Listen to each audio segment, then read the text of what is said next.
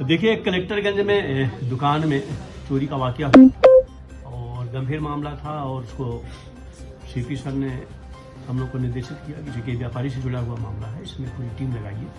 और हम लोगों ने पूरी टीम लगाई, सीसीटीवी फुटेज देखे, ऑपरेशन त्रिनेत्र के तहत हम लोगों को जो हेल्प मिली, जो मदद मिली, उससे एक एक्यूज को हम लोग आइडेंटिफाई किए जो दुबला पतला था, जो एक छोटा सा छेद बना करके उसमें घुसा था। और फाइनली उसको जब हम लोग ने आइडेंटिफाई किया तो उसको पकड़ा।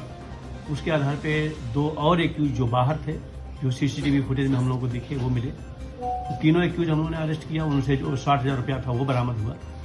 और जो डिटेल हम लोगों ने इंट्रोगेट किया तो उसमें जो तीनों एक्यूज थे, उसमें दो एक्यूज पे पहले के मुकदमे हैं, वो जेल गया हुआ, एक उसमें ऑटो चालक है और एक जो है वो नशे का है। तीनों पे मुकदमे हैं और उनको जेल भेजा जा रहा है। उनसे 60,000 रुपये की बरामदगी हुई है। हम लोगों ने व्यापारी जो थे जिनके साथ घटना हुई थी उनको भी सामने रख करके उनसे डिटेल हमने कहा बातचीत करने के लिए। तो जो उन्होंने किया उसमें उन्होंने संतुष्टि प्रकट की है और ये पूरी तरीके से केस का वर्कआउट हुआ है। इसमें हमारे डीसीपी, हमारे सीपी, हमारे इंस्पेक्टर ललित, सभी लोग लगी रही, सर्विलांस की पूरी टीम लगी रही और इस केस को बड़ी मेहनत से और कैमरों के आधार पे हमने वर्कआउट किया। गैंग में करीब कितने सदस्य रहे? गैंग में 3 थे, मैं कह रहा हूँ एकदम नए हैं। और इसमें एक ऑटो चालक है और एक लड़का है मोहल्ले का और एक और है, कुल 3 है।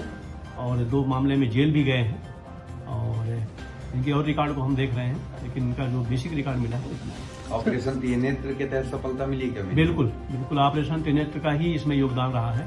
और जैसा कि आप जानते हैं कि आज के ज़माने में मोबाइल अब धीरे धीरे कम हो रहा है, लेकिन कैमरे से आदमी नहीं बच पाता और कैमरे के आधार पे आइडेंटिफाई हुआ, जहाँ से घुसे थे वो आइडेंटिफाई हुआ।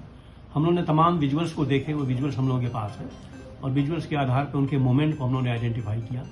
ये गैंग जो 2 लड़के थे यहाँ से भागे, दूर तक गए, वाराणसी तक गए, फिर वहाँ तक हमारी टीम गई। फिर वहाँ से जब ये बैक हुए हैं तो इनकी फिर यहाँ से अरेस्ट हुई। क्या इंटर स्टेट गैंग है क्या ये? नहीं, इंटर स्टेट नहीं है, ये है यही लोकल के ही फिलहाल के ही है। किस तरह वारदात को अंजाम देते थे? ये वही नकब लगाने का जो सुनसान पड़ी है, क्योंकि सैटरडे को ये बंद हुआ था और रविवार को भी दुकान बंद थी।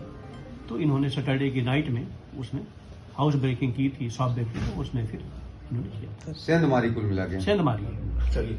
चूंकि ये घटना व्यापारी से जुड़ी हुई थी, चैलेंजिंग थी और एक पुलिस के लिए भी चैलेंज था, क्योंकि बहुत बड़ा व्यापार है। कलेक्टरगंज, घंटागंज का आप जानते ही हैं, वहाँ पर इस तरीके की घटना को अंजाम देना पुलिस के लिए भी एक बहुत बड़ी चैलेंज था।